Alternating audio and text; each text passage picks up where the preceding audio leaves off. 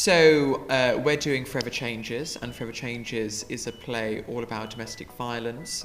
It sort of covers different angles of that, different emotions, and trying to raise awareness of that, basically.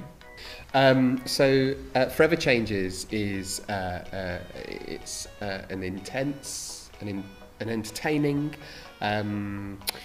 emotive take on a very sensitive subject, actually, which is the reason why we're doing it is because we want to raise awareness of domestic abuse in all of its forms, and get people to think, get people to be aware, and hopefully make a positive impact, really, on people's lives with it.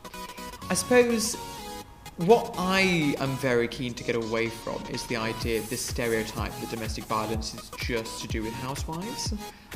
Although obviously that element is within the show, it actually affects so many more people, so many different diverse people, and that's really kind of what we're aiming towards, is to get it away from the stereotypes and make it more real, more open, and more aware of that it happened. I'm currently producing the European premiere of Yank, which is a musical all to do with kind of the LGBT community during World War II. So that show is to make you question to do with homosexuality and history and stuff like that. Then I've got another show which is to do with the deaf community. So again, it's to raise awareness of, you know, what it's like to have access issues within the world that we live in, because it's things that we don't normally think about. And in terms of Forever Changes, it's to do with raising awareness again of you know, things that do happen behind closed doors that you may not be aware of, or trying to become aware of something that people either ignore or, you know, turn a blind eye to.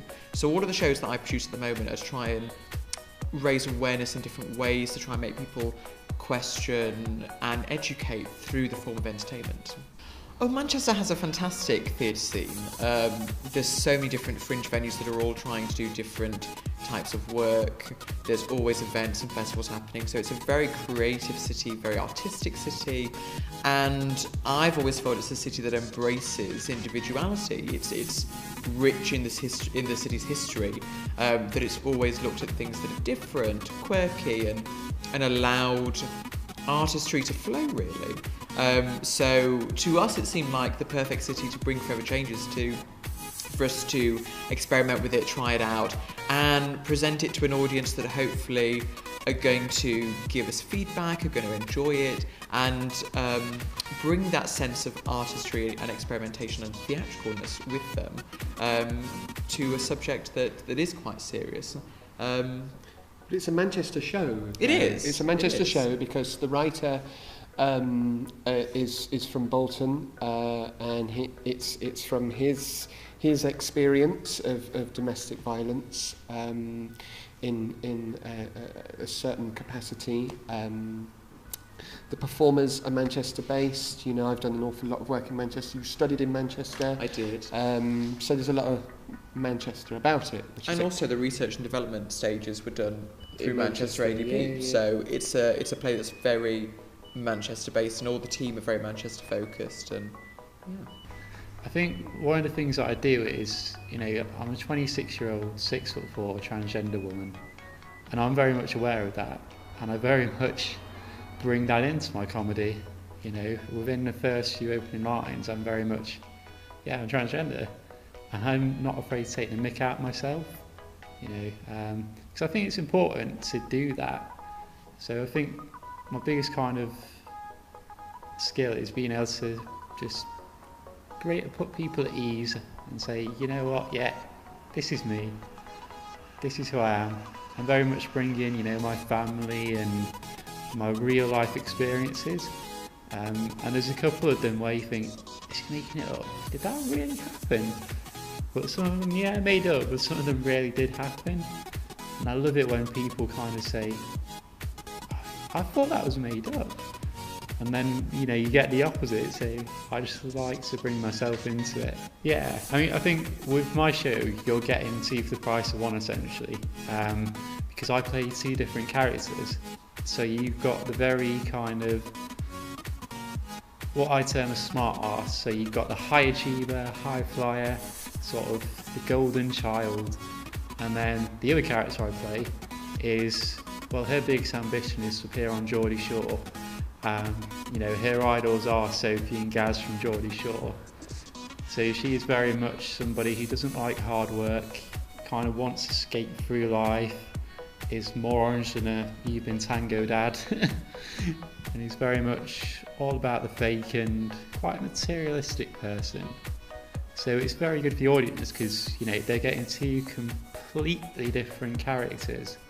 And it's sort of quite interesting for me because I really have to stretch myself from going towards this quite conservative character who's very much based on myself, where I talk a lot about my kind of growing up and being transgender, to this quite outrageous sort of other character who doesn't really have a filter, or literally just say whatever comes in her head.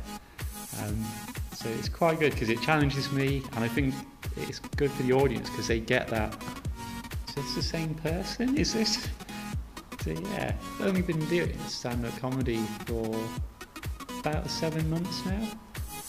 You know, I started in this very pub doing a stand-up comedy course, and you know, I've been bullied a lot as a child, and I generally had quite bad anxiety, so walking down the street I couldn't even look people in the eye. And I remember the first time I did the course, I was in that room and I had all these people staring at me, and I just thought, why am I doing this? I just wanted to run out, but I thought, nope, you did this because you want to get over your anxiety and this is your worst nightmare. And I just kept doing it, and then the more I kind of relaxed and the more I opened my eyes and actually kind of looked at the audience, the more I enjoyed it. And then when people were saying, you're actually quite good, you know, believe in yourself, you've got good material, you can do this, I sort of started thinking, you know what, yeah, I can do this. This year is going to be amazing, and I very much want to use it as kind of a springboard to say, hello world, this is me, so that hopefully next year I can build on that, have a good foundation, and just get bigger, better, and just really start to spread my wings in the world. And hopefully in a year or two, this is very much dreaming, but quit the day job and do this full time.